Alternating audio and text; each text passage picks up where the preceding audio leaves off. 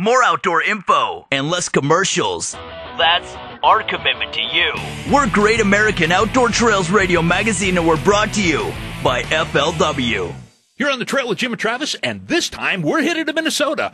Our next milepost is at the headquarters of Wildlife Forever. Now, it started in 1987. This multi-species conservation organization has been behind the scenes in all 50 states and Canada. I mean, working hard to preserve our wildlife. Doug GRANN is the president and CEO of this grassroots organization. Hey, Doug, welcome to the trail. Well, good morning from Minnesota. Yeah. Now, hey, you guys' web address is www.wildlifeforever.org. Am I correct? That's it. Yeah. Now, you guys actually started off as a multi-species kind of conservation organization, but you have evolved, much like the boreal toad. Yeah. Well, it's true. We are a multi-species conservation organization, and so we do everything from putting radio collars on grizzly bears up in Alaska to building artificial reefs off the coast of Florida. But what we have found is that conservation education will ultimately determine the future of our wildlife heritage. So we work with kids and we work with adults on conservation ed. Yeah. Now, on your website, you have a list of all the projects that Wildlife Forever is involved in. Do you guys think that maybe you have bitten off a little more than you can chew? Well, it's a big job. We've done over 800 projects in our history, and they've been everything, like I said, from wood ducks to wild turkeys to on and on and on. And it is a big bite, so to be effective, we've determined that we need to narrow our focus. There's so many great conservation partners out there that represent turkeys and elk and pheasants and ducks and all those things. We've taken on the role to educate America's youth about becoming stewards of our natural resources. Yeah. Well, you know, one of the things that you talked earlier about invasive species, but man, oh man, talk about the zebra mussels, and we talked earlier about the Asian flying carp. Man, there's a lot of things out there that people need to know about, and you can only get that done through education. Yeah, them Asian flying carp, those things are nuts, man. Well, I'll tell you, Travis, I was on the Illinois River this summer, and we started down that river, and before we were done, about an hour and a half trip, kind of like on the minnows. We didn't know where we were going. We had 41 fish in the boat, and we didn't even have fishing rod in our hands. Oh, you need a helmet for that trip.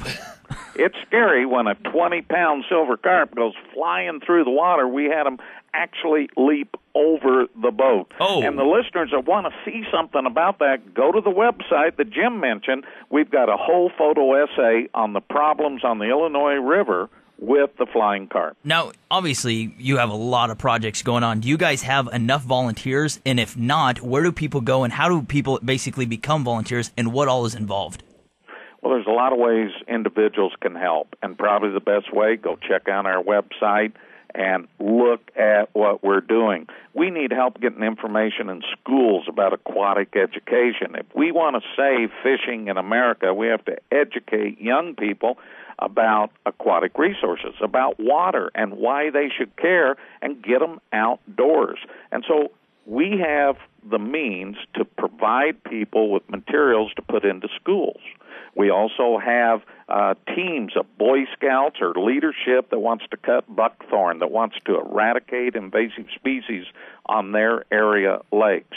So the best means to get involved is go to that wildlifeforever.org website, and we welcome everybody, every partner, to get involved and help. Yeah, say if I wanted to buy a membership for someone, can I do that? Now, for you, Jim, it's going to be like double, though. We'll take double. Well, you know, I mean, that'd be a great gift this fall. Give the gift of conservation. You just came up with a great one there.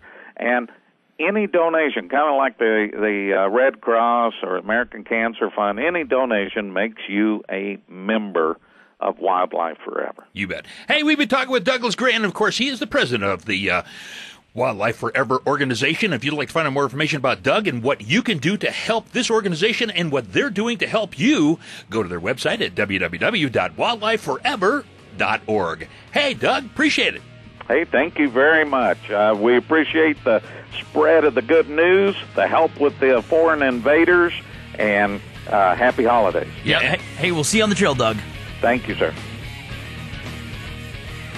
Hi, this is Mark Chestnut, and you're listening to Great American Outdoor Trails Radio Magazine with Jim and Travis on the Outdoor Trail Network.